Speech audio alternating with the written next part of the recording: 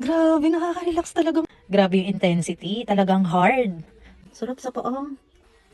Nakaka-relax. Oops, unboxing, let's go! Bumili ako ng foot massager from Bomidi. Hindi pa namin afford yung massager na pang buong katawan. So, eto na muna tayo. Sa foot massager na muna tayo, mga te. May charger na siya. And then, ganito itsura niya, mga te. Nandito sa gilid, yung kanyang power cord. Buti mahaba yung cord niya. Medyo mataas kasi extension ko. Ito yung kanyang power on. Ayan. Wow! Parang tinitignan ko pa lang, super satisfying na nung ano niya, itsura niya. Tapos meron siyang mode. Reversion. Ayun yung reversion. Tapos intensity ata, ito yung hard. Tama ba? Tapos meron din siyang heating.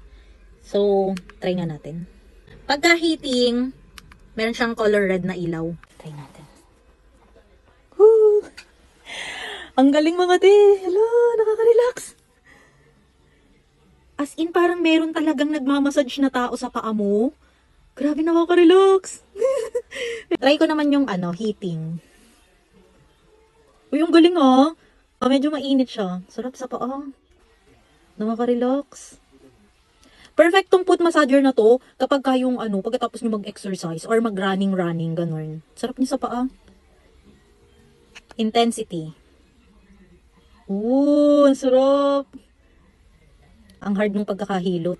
Sarap. Reversion. Yun, pabaligtad naman siya. Ang sarap sa paa. Pwede din to sa binti.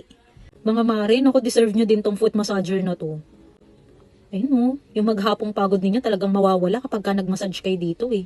Sobrang nakaka-relax siya, mga ante. Lalo na kapag ka pinindot nyo yung heating, ayun medyo mainit-init siya. Guys, itatry ko rin siya sa may binti ko. Sarap. Perfect talaga to, lalo na kung kayo ay nagja-jogging. Para talagang may nagmamassage na totoong kamay sa ilalim. Intensity. Ooh. Grabe yung intensity. Talagang hard. Sarap. Reversion natin. Ooh, sarap. Nagugustuhan to ni Popsy yung after niya mag-basketball. Tapos gagamitin ko sa kanya to. Ay, sarap nun. Tingnan nyo, di ba? Nakaka-relax yung itsura niya. Pag pinatong nyo pa dyan yung mga paa ninyo. Saka mga binte. Ay, sarap talaga. Masarap yung heating niya, nakaka-relax. Pag masasakit yung mga kamay ninyo, pwede din dito.